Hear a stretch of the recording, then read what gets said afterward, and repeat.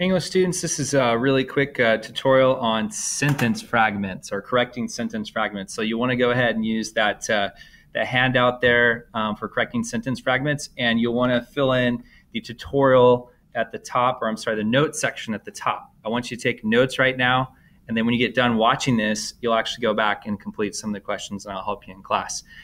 Sentence fragments, cool.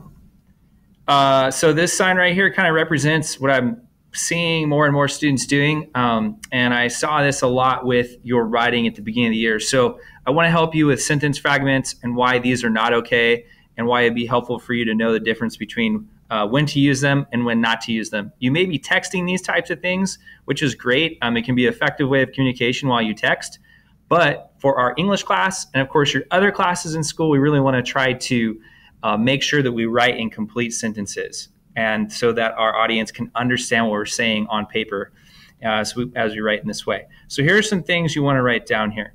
The first thing is this, is that a sentence fragment does not have the basic parts of a complete sentence, okay? It does not complete a thought, and it's missing important information. That is, it's missing a subject. It doesn't have a subject. So for example, is a large hairy spider? What is a large hairy spider? We don't know. So it has no subject. That's a fragment. Some tarantulas to a length of 3.5 inches. That has no verb. Some tarantulas what? Grow, right? But there's no grow. It doesn't sound right. There's no verb. Or you could have a sentence like this: although tarantulas are often feared.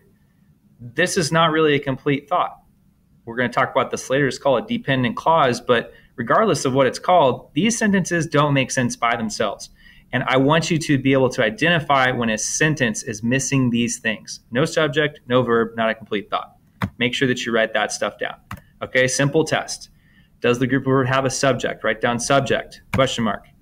Does it have a verb, question mark?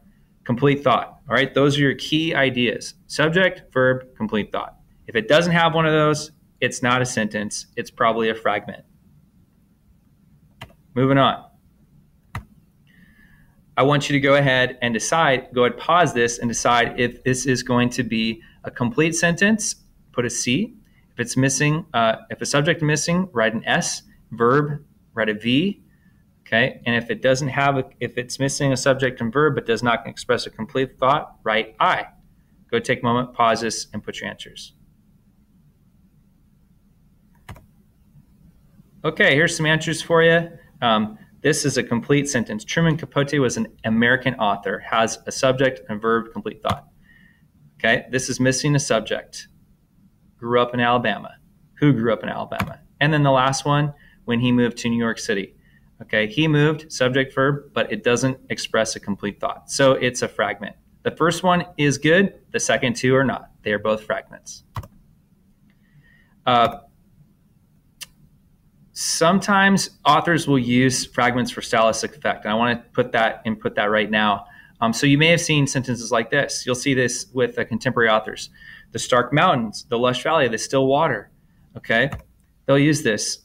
They might use this for stylistic effect. They'll say, when he reached the lake, the hiker stopped to take in the beauty. The stark mountains, the lush valley, the still water. You'll see this in lots of writing, and it's for effect. Until you become a professional writer, don't use these.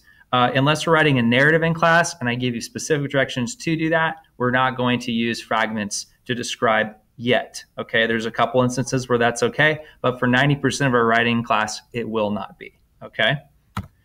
All right, let's talk about phrases. Okay, a phrase is a fragment.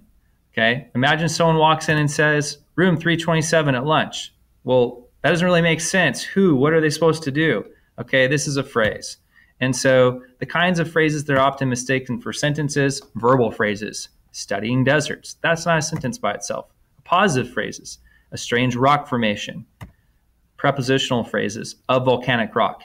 We're not worried too much right now about what kind of phrases they are, but I am interested that you understand that there are different phrases and different types, and that these can be changed into sentences or be parts of sentences. So for example, you can fix these. You can add words to form a complete sentence.